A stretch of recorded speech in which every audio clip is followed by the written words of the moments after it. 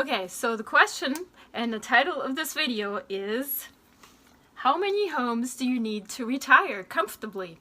And before I continue, don't forget to go to my website. It's at the bottom of this video, juliamspencer.com. Subscribe to my newsletter there. Make sure you check out my testimonials. Also, check out on my various social media channels, my followers and my comments and everything that I do. On my website, I've published a number of ebooks. You can purchase and download them today. All kinds of really cool topics about how to be a landlord, how to be a good tenant, what to do if you want to get into the flipping business. Also, if you're a foreigner and you want to invest in the United States in real estate, there's an ebook on that. And my newest best-selling ebook is on how to make money with tax sale foreclosures. Don't forget to go there today, subscribe, and download any of those ebooks right now. Now, let's get back to the topic of this video. This video is about how many homes do you need to retire?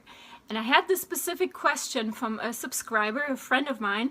The question basically is, if everything is completely lost, how much real estate would he need in order to retire comfortably, basically as the last resort, if everything else is lost in terms of retirement funds or any kind of savings, or else if all of that money is already depleted, like say if you're in the 70s or in the 80s and you don't have any more money left. So how much real estate would you have to have at that point in order to make a pretty decent living until the moment that you die? Now, of course, we all want to die at zero, and that means not leaving any debt for our descendants, and also not leaving an exorbitant amount of money to anyone, because we obviously at the time of death can't take it with us. Unless, of course, you have children or family or people that you want to leave money to, then that's kind of cool. But if you are, you want to get to the zero amount as close as you can comfortably retire. You don't want to die with millions of dollars, because obviously you can't do anything with it. So there's a couple of assumptions with this video, because I'm trying to make this very, very simple for every person to follow. This is not complicated math. I don't do complicated math. I don't like complicated math. I'm pretty much just down to earth, like just give me the facts and make a decision with that. So this particular question, how many homes do you need to retire comfortably, is answered in this video. So let's talk a little bit about, first off, real quick, about pension and Social Security payments. Obviously, if you're a certain age right now, you'd be getting a pension or Social Security if you worked in the United States for some point in time. But I can guarantee you it's not very much. It's likely not enough for you to retire on by itself. This is why I always advocate to get into real estate, even if you use that as a side avenue with other types of investing that you do. Anyways, don't count on Social Security or a pension to hold you over comfortably. If you're younger, like myself, and I'm not going to retire or be eligible for Social Security for quite some time, I'm actually counting right now that there will not be anything left for me in terms of Social Security. So I have other ways in order to alleviate that particular problem, and you can also alleviate that particular problem right now, and that is by getting into real estate investing.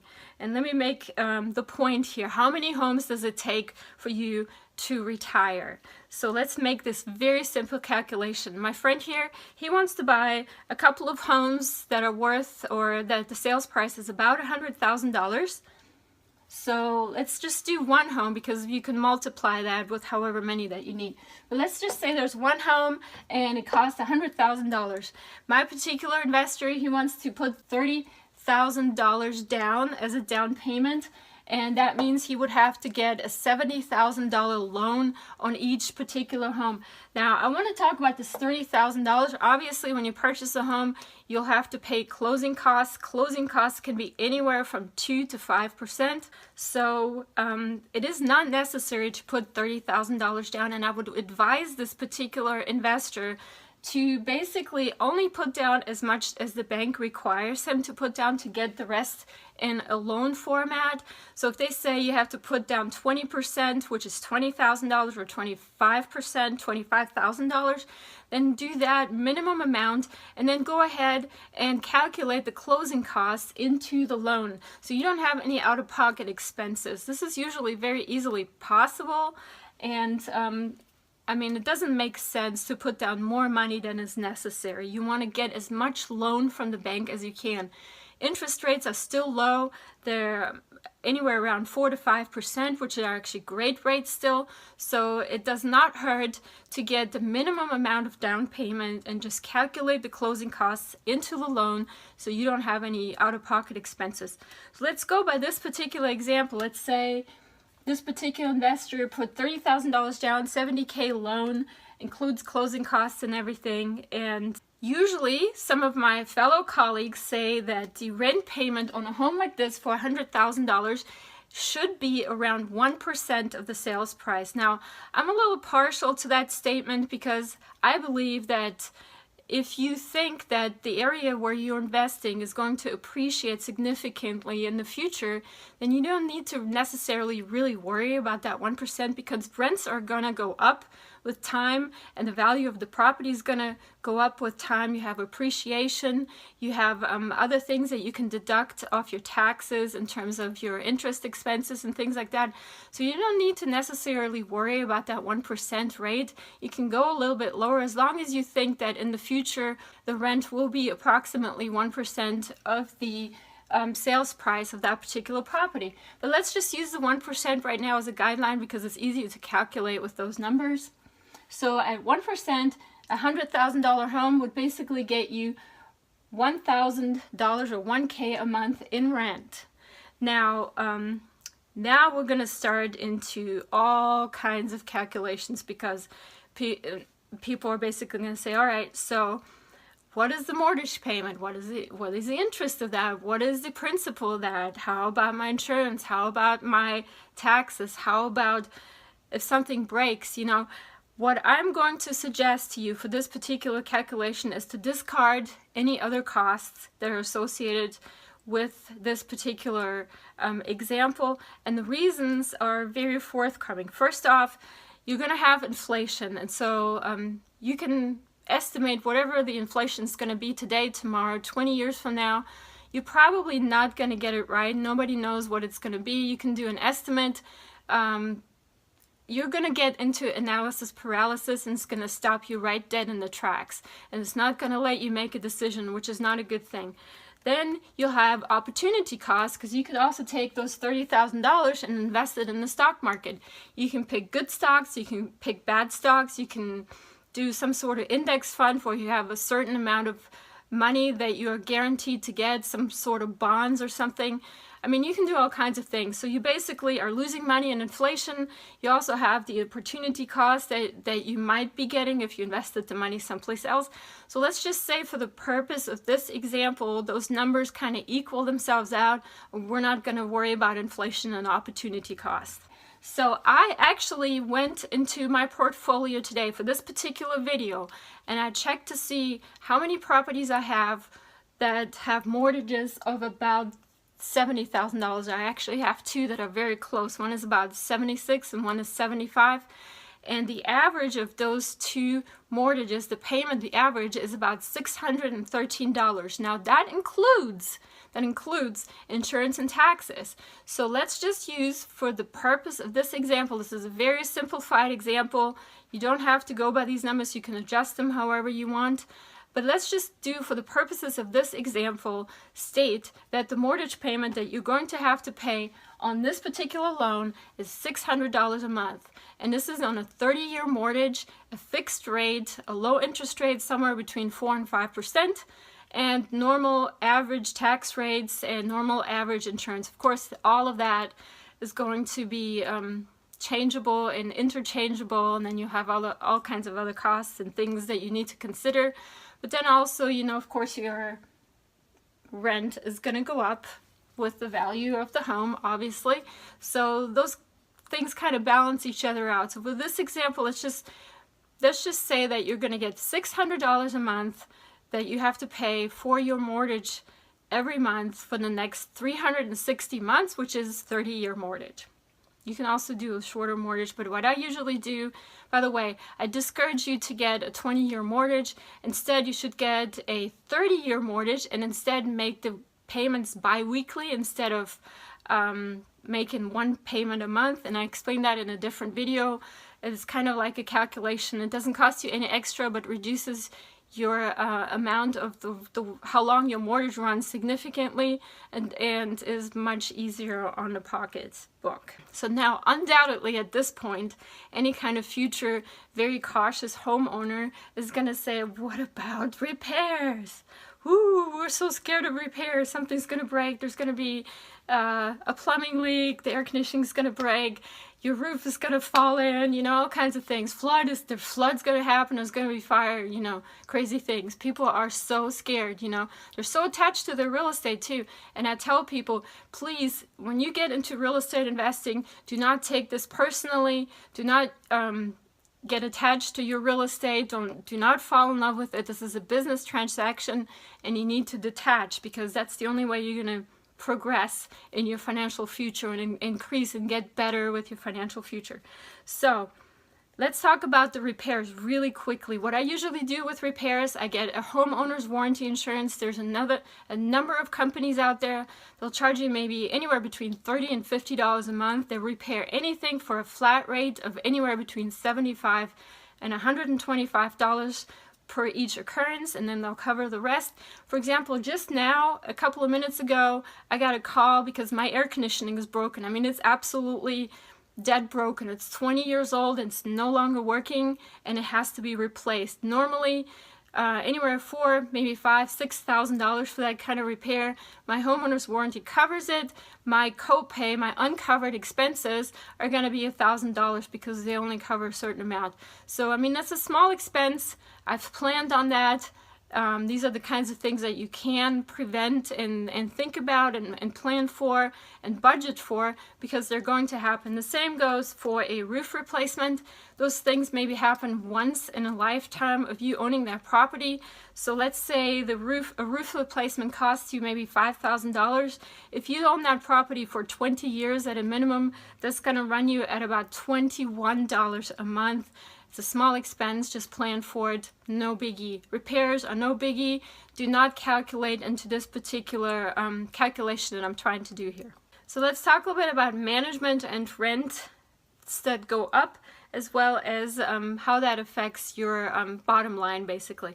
Obviously, you have to pay management fees, and you'll have to account for the fact that that's going to reduce your $1K a month rent, and also you're going to have to count with the fact that rents will go up. So again, for the purposes of this calculation, I just completely ignored management fees and rent going up. Let's just say that you're going to get the same amount of rent for the whole entire time that you own this home, and you don't have to pay any management fees. This is just for the simple fact of calculation for this particular example that I'm using here. So let's get to the actual point of this video. Now you will see that the delta between your month rent and what your mortgage payment is $400. It's almost too simple to actually even mention it. But if we can see that the $400 a month, that's basically what you'll be getting with one rental property. So at this point, you're going to have to decide that at any point of your future life, if everything else falls off the planet, so to say, and there's nothing left for you to live off of, how many of these properties would you have to have? How many properties that produce $400 a month for you to live on in terms of profit would you have to live comfortably? Now, I personally would be quite okay with about 10 properties. Some people that need more money, obviously, to have expenses that still yet need to be paid, such as college expenses, maybe their own personal home, cars, food, and things like that, travel, may need a few more. But you basically take this particular example, $400 a month for one home. If you need 10, you get $4,000 a month in profit. If you have 20, you'll get about $8,000 a month. Now, what I usually do, or what I do, this is my example, and as you've probably heard from my other videos, I'm a vacation rental host, so my monthly delta from one property like this is about 10 times as much. I get about, well, maybe not quite 10 times, but maybe about 7 or 8 times as much, so I get approximately $3,000 in profit on each property that I own. So I can live from that very comfortably. I don't have very many properties, don't have as much stress. I manage them myself, and that's kind of my full-time job in terms of the kind of money that I live off of. And you, of course, can do the same thing. You just figure out how much money at any time of your life you're going to need to have, how much money, and that's how many properties you'll have to buy. Now, let me just tell you one other thing, one last thing, really cool thing about real estate investing. If you're a high-end producer, if you, like, say you have another business and you make a lot more money with that business and you need, you know, some sort of tax write-off, rental properties are excellent ways to write off. It's very easy to show a loss with a rental property, very obviously, because you have depreciation expenses. You also have expenses from interest payments, and of course any kind of repairs or anything else that you have is also an expense. Property management fees, taxes, insurance, all that stuff. So what you can do is you can kind of start like a little bit of a pipeline. If you make over a certain amount of money per year, of course you cannot take the depreciation expense every year. You can, it does, however, accumulate, and you can use that depreciation expense every time you sell a property. So in your best interest, it's in your best interest to buy the amount of properties that you need minimally in order to survive, and then go ahead and maybe sell one every couple of years or so you can take that depreciation expense out and apply it to that year's tax return, so you have the minimum amount of expenses for that particular year. The other cool thing is this whole entire calculation is based on a 30-year mortgage. As I mentioned really briefly earlier, and I'm going to make another video of this, I tend to always get fixed rate mortgages for 30 years, but what I do, instead of paying the payment once a month, I make an agreement with the bank to make the payment basically every 2 weeks, which actually gives you an extra payment per year. But the bank gets their money a little bit sooner, and the way it works out with the amortization is that you pay off your property many years ahead of the 30-year schedule. So you get right to be about 20 years anyways with the same payment that you would be paying for a 30-year mortgage, which is lower.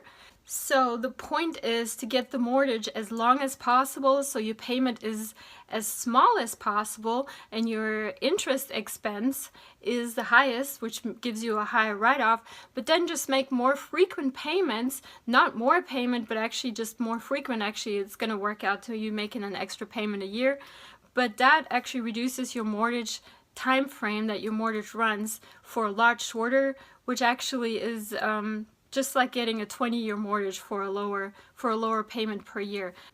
So the key takeaway, and to summarize, how many homes do you need to retire? You basically take this particular thing, this particular bottom line here, delta, $400 a month for a $100,000 home, and you multiply that however many homes you have. Sometimes you might actually get a really cool deal for a home that's much cheaper. It depends on what area you're in, and sometimes they're more expensive, but just use that 1% rule. You can go a little bit lower than 1% too, that's okay. And do this calculation. It's very simple, very straightforward, and you can basically figure out how many homes do I need to retire. And the very last point I'm going to make is that, check it out. If you're in your 40s right now, you plan to retire in your mid-60s or so, guess what? All of these properties that you buy today are going to be paid off at that time. So guess what?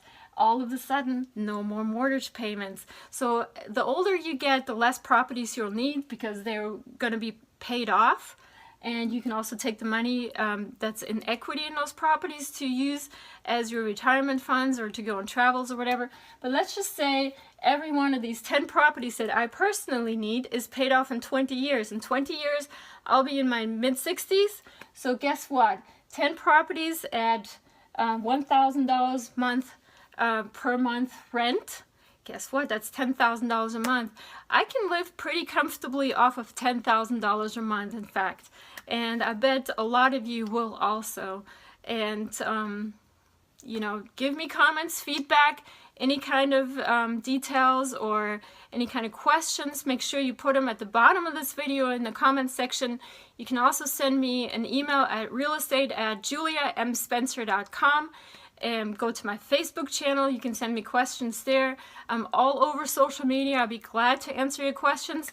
I'm going to include calculations like this in one of my future ebooks on the basic simple math that you need to know as a real estate investor. And for now, I hope you have a great day, and I look forward to see you investing very successfully soon, hopefully with my assistance. Have a great day. For your free guide to real estate investing, visit juliamspencer.com.